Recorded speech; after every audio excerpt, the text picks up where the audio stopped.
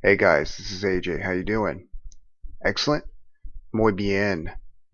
So we got another study going on with immigration. You ready? All right, let's go. We're joined now by Fox analyst Here and we co-host go. of The Five, our old Juan friend Juan Williams. Williams. Juan, thanks for joining us. My pleasure. Hey, So I think Stephen Chihuahua. Camarata summed it up well when he said, of the American public, most people really like immigrants. That's certainly how I feel. Yeah. I don't think I've ever met one I didn't like, actually. They're hard workers. They kind of buy into America. They're great. But the macro question remains unanswered, which is, what's the effect on the population here? You can't switch out your population to this degree and not have some kind of social volatility. Why does the average person not get to weigh in on this very often, do you think? Well, I think we do get to weigh in. I remember you go back to 1965, they had a change in terms of the Immigration Act that changed the premise of it and I think made it more about family reunification, bringing families together. Yes. And then you have the argument in the current context, I think especially after last year's campaign, Tucker, where there's sort of a populist tribal instinct that says, wait a second, these people are coming in and it's a zero-sum game. They may be taking jobs, they may be driving wages down, but what we've seen from studies is that long-term, in fact, they generate economic activity, create jobs, and then you have people held up like, Sergey Brin at Google or remember Steve Jobs That's not a Apple. serious economic point. I mean, nobody argues with real data They that come in our poor. current immigration policy is a net boon to the economy. Oh, yeah, they do. If it were, California wouldn't have, with the most immigrants in the country, the most people in poverty, which it now does. California is far poorer than it was when I grew up there, and there's only one reason: immigration. So that's not really a point. Yes. No, wait a second. I'm interested in hearing you on this because California, first of all, their economy is doing pretty good. You said a high level of people who are impoverished, and they have a very high immigrant population. As you just heard from Stephen, a high percentage of children in our country who live in poverty are in immigrant families. That means they're at the lowest level of income. They're competing at the lowest level. Exactly. And they're doing everything they can to get a foothold in our society. It doesn't mean that it's a negative in terms of the American economy, though. Right. Where did that come in? I don't think what you're making argument a point is with that? Let me ask you a bigger question. Come on, So Juan. we're at a moment, and every survey shows it, of total division within our society. People have less in common with each other than they've ever had. Yeah. And we're asking basic questions like, what ties us all together? Why are we all in this together? Do you not see any correlation between massive immigration since 1965 and where we are now? He's so the country quiet. much I love less it. united. He doesn't know what to say. On basic I love questions it. like, is the Bill of Rights worth Tucker just continuing? totally Things like that. That's stunned not him, related to baffled immigration? him. Of He's like, course it is. Wow, that's a huge cause. I don't know anybody who's challenging the Bill of Rights. I mean, to me, the entire left, the First Amendment has been invalidated on college campuses. I do this every night. Trust me. Okay, I know. I watch it, but I'm going to say I think, in fact, what the key here, and I feel like I'm reiterating something Stephen said earlier, is assimilation. Do you share American values? Do you believe, in God-given rights and democracy and representation and law and order? That's the key. But it's not about, at this point, a sort of tribal fight between native-born Americans and immigrants. So if we're trying to tell immigrants that law and order is a core American value, which it is a core Western value, what is the message we send with, say, sanctuary cities or the Dreamers? Aren't we telling them in the clearest possible terms that when it's politically inexpedient, we ignore the law? That's exactly the message we're sending to our newest immigrants. You have a right to be here illegally. That's what the left is telling them every day. That's the law and order you hope to inculcate in our immigrant population? Well, I don't see it as the left. I'm listening to you because when I hear from the Chamber of Commerce, when I hear from the Sheriff's Association, too, you're right. Oh, so that's who I'm here. That's not the left, Tucker. That's not the left.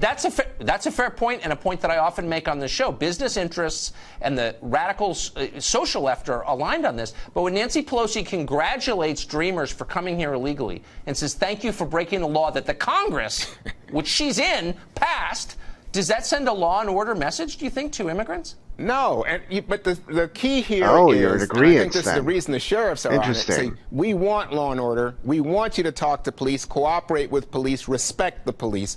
So we don't want you to see us as coming at. So that's a larger conversation.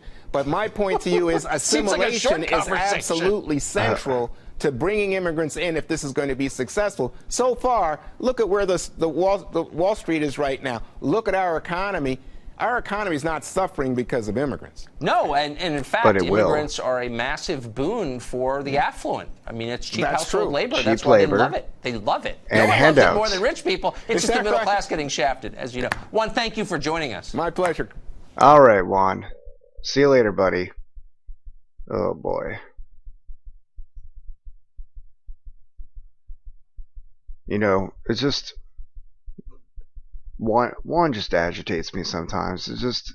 His arguments are so cockamamie and ridiculous. But he is one of the token liberals, right? Beckel's gone, and Juan is one of the few left. So, I guess we got to put up with him, right?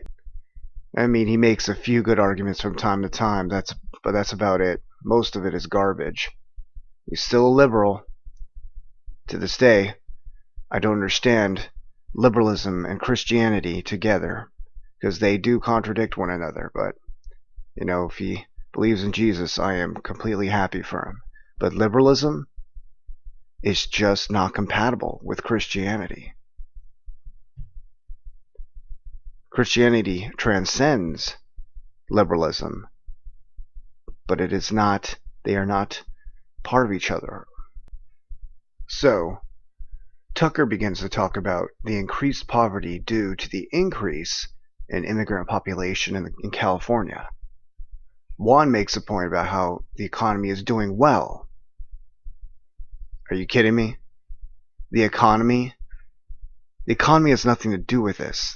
The economy is irrelevant, Juan. The economy has absolutely nothing to do with the point Tucker was making, the overarching point.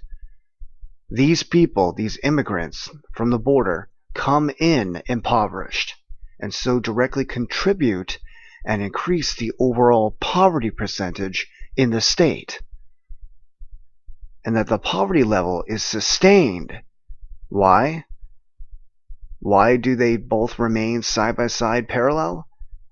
These poverty levels are sustained by the influx of these immigrant populations because Democrat leaders ensure these newcomers receive handouts, and they, by effect, never incentivized to ever lift themselves out of their own poverty, ever again.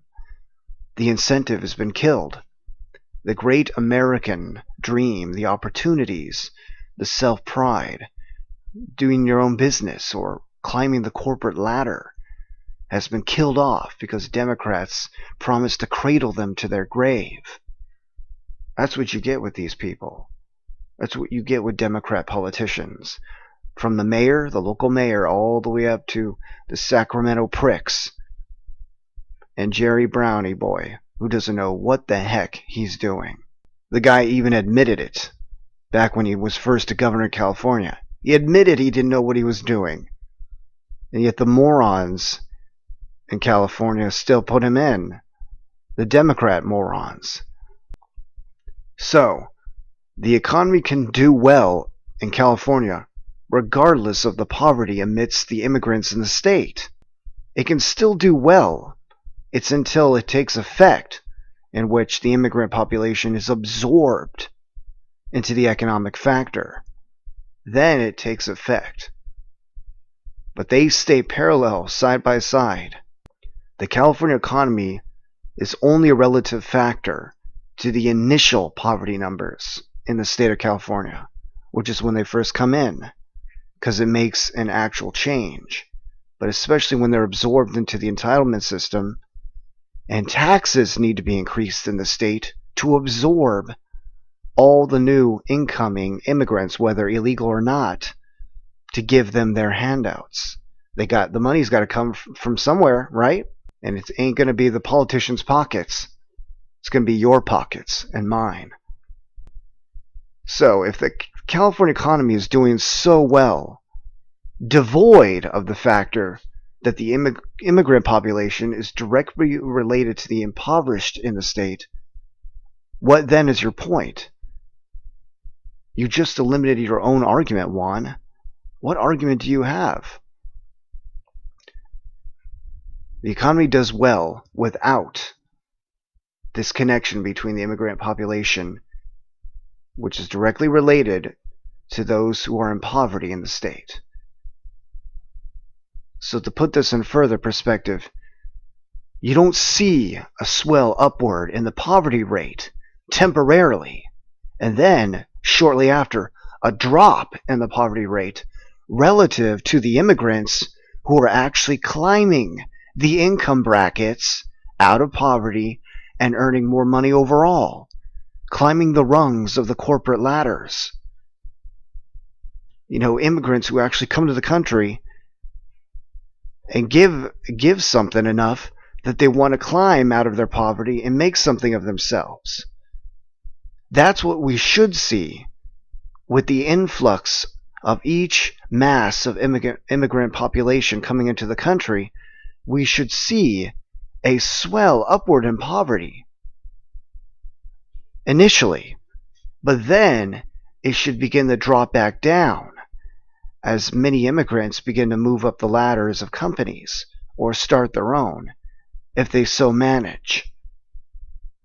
But it is amazing how consistently close the influx of the immigrant population is to the actual poverty rate, those who are in poverty in the state of California and in many other states. So, the poverty rate rises with the respective influx of poor immigrants flooding into California, and it is sustained at those numbers as it is where it is, because they stay in poverty, receiving entitlements, and never fighting to achieve upward income mobility. That's why the numbers are so well matched between the two. Immigrants coming in with those who are in poverty, the increased number of those who are in poverty. There's a direct correlation between the two, and it cannot be denied. So Juan, don't use the economy as a deflection factor. Don't do that. Just don't. And then Tucker goes on to say, what unites the people in this country anymore? With such division, even illegals coming in and demanding rights that they so-called contribute to the country, and so all U.S. citizens are obligated to give them something, give them citizenship. And I love the reaction. I mean, it's rare. I mean, it doesn't happen much, but I loved Juan's reaction. Did you guys see that? Did you see Juan's reactions? Juan was completely silent, and or baffled or confused, not sure, by the question he had to answer to. No, it's not until Tucker sort of jabbed or gestured him into continuing to speak about it. He's like, doesn't this disturb you? Doesn't this scare you? Juan was like completely just almost like he shut off for a second, blindly staring into the lens. And you know what? It speaks of liberalism, of democratism. What unites the people anymore? Liberals don't know because they're the ones causing the division and the dissent. So when you actually call them out on it, they don't know what to say. I think he was thrown off by that. It sure looked like it. But also, Juan says that the Bill of Rights is still respected, as per Tucker's question. Really? And Tucker makes the point about college campuses and universities, and he tries to say, oh no. I mean, your head has to be so far in the sand. I mean, you're in another dimension. You go right through the core into another dimension. I don't understand. No, college campuses and universities have ravaged the Bill of Rights and have proven to be the greatest enemies of it. They're the primary proponents of destroying it, of suppressing it. Ironically, one of the most impactful ones, the First Amendment, which just barely at a base primal level lets them speak their mind without a violent retaliation from anyone around them.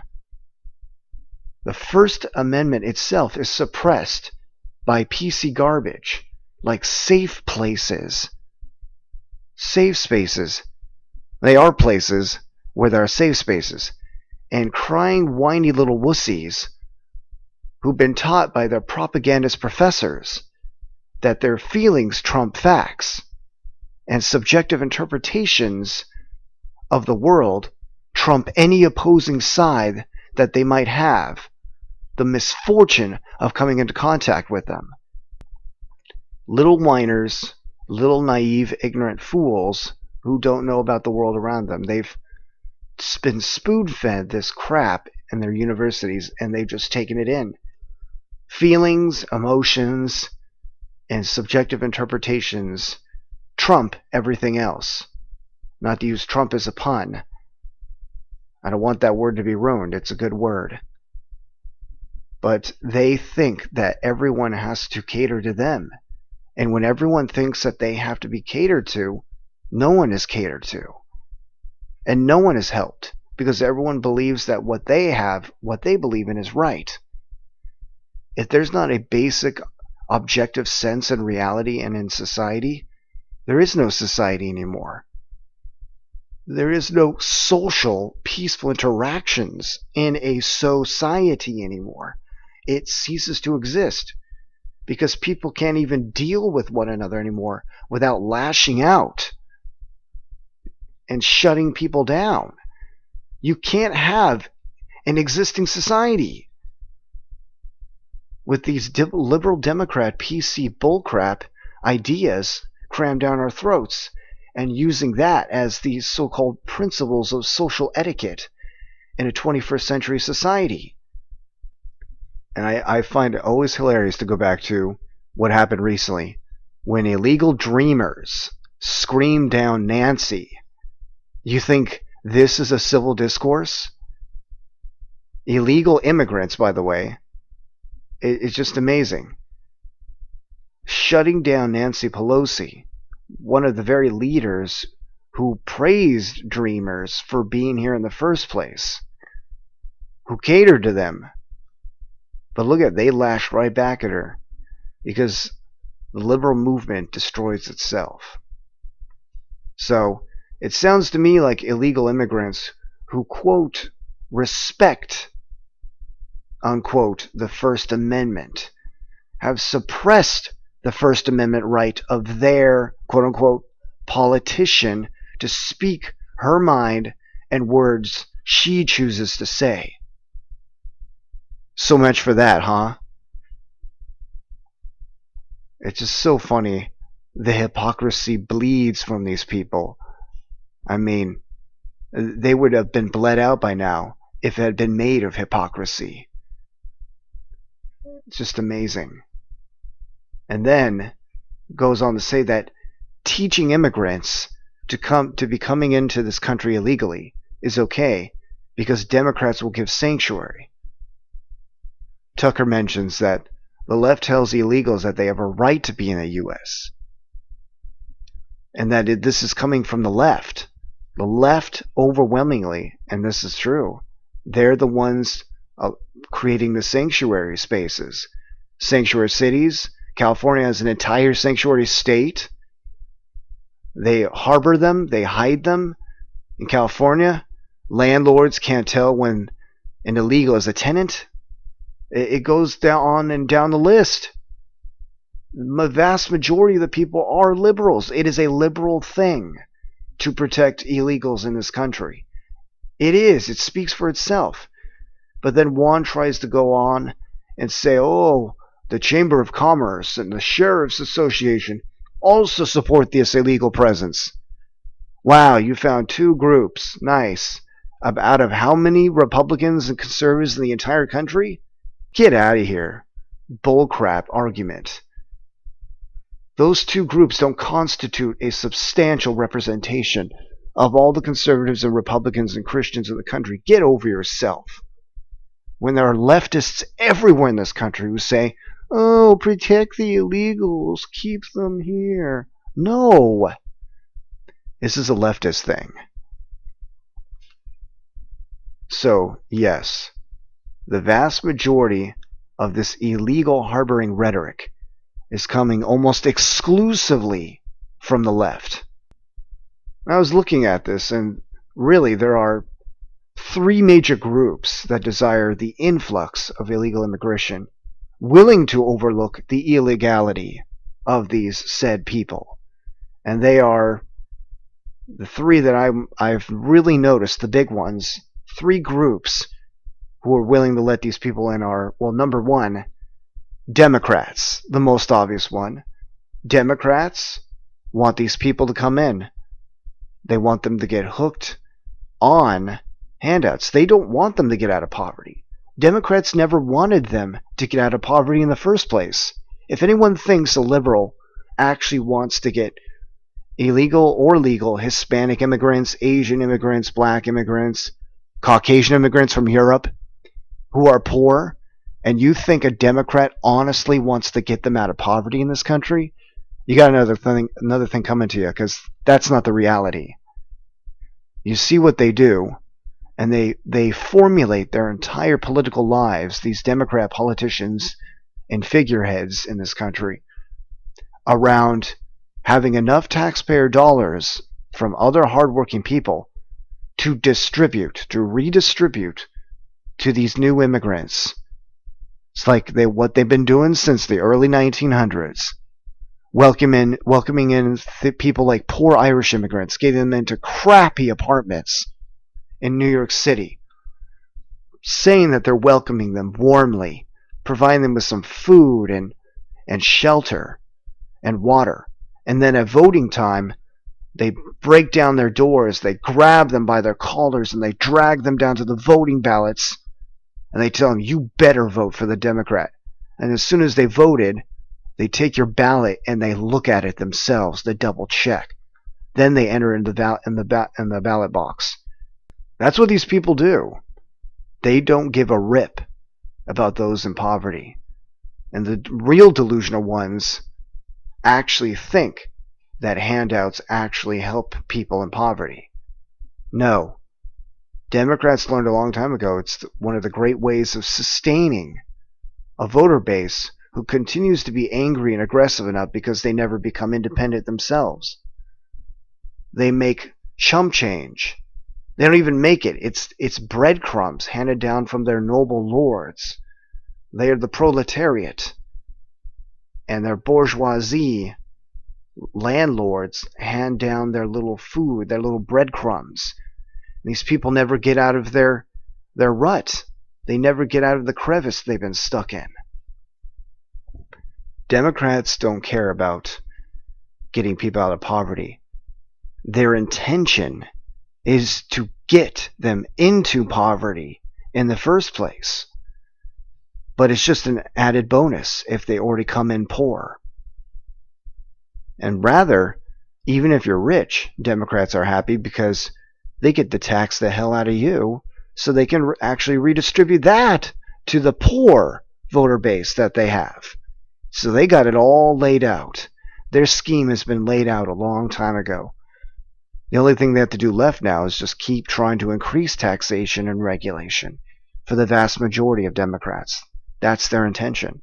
Create a permanent voter base of poor people, increasing amounts of poor people who never get out of their rut, permanently stuck there, dependent, like a baby to the tit, of federal and state governments, so that Democrats are guaranteed their seats in office forever. That's why Democrats want immigrants, and even illegal immigrants, to come into the country, unhindered, unlimited. And then the second one, the one that kind of makes me cringe a bit, it's one of the dark sides of the thing I love called free market capitalism, which is overall incredibly good. It has done infinitely more good than it's ever done bad. But nevertheless, it has its bad parts. So, what's good about poor people coming in?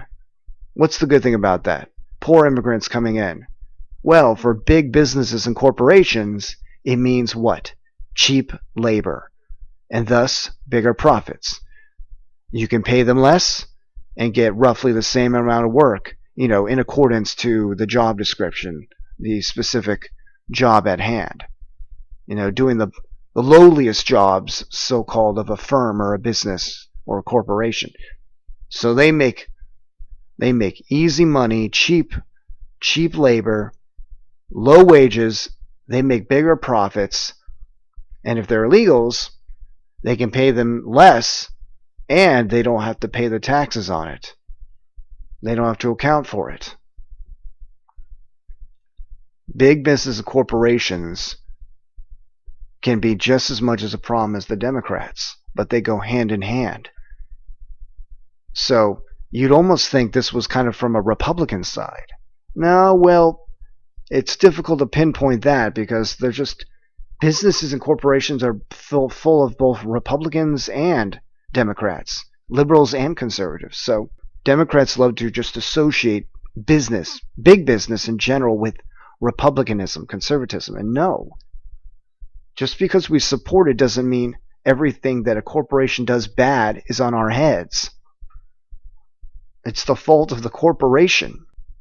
And so, with that being said, that's why the businesses and corporations want them in. And the third one, which is way off on a tangent, but it is very real is from a religious standpoint. Catholic churches, their attendance, their members are declining greatly. Maybe it's because people are realizing that it's nothing more than a cult, as is Mormonism and Jehovah's Witnesses. It is. It's a cult.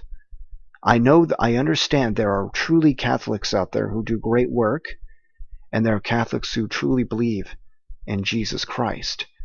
But the vast majority of them are caught up in the horrible rituals, occult-like, and they are derived from elements of ancient pagan civilizations, polytheistic civilizations. The fish head on top of the head of the Pope, that is a total derivative of the ancient Babylonian priests, a polytheist civilization thousands of years ago in ancient Mesopotamia. It has nothing to do. The papacy has nothing to do with the Bible. Nothing. And that verse about Peter and the rock has been completely misinterpreted. Completely misinterpreted. So, these Catholic churches having a decline, and by the way, they're Caucasian attendees, it's because people are realizing it's a sham to them. It's just, and it's too stringent. It's too strict. Christianity is freeing, but Catholicism, many people have left it or are so agitated by it when they've left the church because of how strict it is. A strictness that was never, ever condoned by the Bible whatsoever. But these Catholic churches, they salivate at the chance that a bunch of superstitious Hispanic Catholics south of the border will come up here and fill their churches again, and thus fill their offering baskets. More coin for the church, huh? I'm sorry, but that's the reality. The overarching theme of all three of these, what is it? Money. Money, money, money. Catholic Church, money. Big business and corporations, cheap labor, low wages, money. Bigger profits. Democrats, money. They keep their cushy jobs. They use other people's money to so-called be charitable to people in poverty. Then those poor people vote them in turn back into office. And Democrats get to keep their high-paying jobs. They probably get their little insider trading information on the markets, which is still illegal, by the way. And all based upon their ability to just give out money when they want and then have people vote them back in. They keep their $80,000 to $100,000 salaries a year or more. It's all based on money. It's all based on money. Money is not an evil thing itself, but it's the root of all kinds of evil. So it is not evil itself. The people who use it for evil things make what it's used for evil. That's what it is. But all of this usually revolves around money. That's why you need a kick-ass conservative Christian president to come in, and you just need him to rip things up. Say, screw money and exalt principle and moral values and ethics, and just squash these things. Squash all of these sentiments about supporting illegal immigration for such devious, sinister intentions. Alright, I think that's it for this video, guys. I hope you guys really enjoyed. And I love you guys, and I hope you stick around for the next one. This is AJ. I'm putting Plum Phone on maybe even a permanent hiatus right now, so it's just all PayPal right now. So if you see no Plum Fund, I've eliminated it for now. But you can go if you wanted to give anything at all.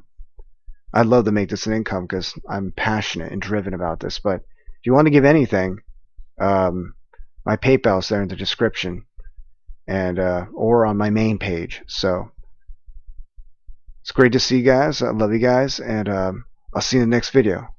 Have a great day, guys. Bye.